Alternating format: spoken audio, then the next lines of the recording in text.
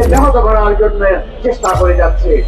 ভারত থেকে একের পর এক চক্রান্ত আমাদের এই দেশে ছড়িয়ে দেওয়া হচ্ছে, আমাদের শান্তিকে বিনষ্ট করা হচ্ছে, আমাদের দেশে সন্ত্রাস কায়েম করা হচ্ছে। ওরা চাচ্ছে না নির্বাচন, ওরা চাচ্ছে না আমাদের প্রিয় নেতা তারেক রহমান বাংলাদেশে ফিরে আসুন, ওরা চাচ্ছে না এই দেশে জাতীয়তাবাদী শক্তি আমার ক্ষমতায় অধিষ্ঠিত হোক। আমরা সুস্পষ্ট ভাষায় বলে দিতে চাই, আমরা রক্ত দিতে শিখেছি, আমরা প্রতিবাদের কালো দাঁত ভেঙে দিতে শিখেছি। আবার যদি সেই ষড়যন্ত্র চলে, আমরা কিছুতেই বসে থাকবো না, এবার সমূলে সেই ষড়যন্ত্রকে উৎপাদিত করব। বাংলাদেশের মাটি জাতীয়তাবাদের মাটি, এদেশের মাটি দেশপ্রেমের মাটি।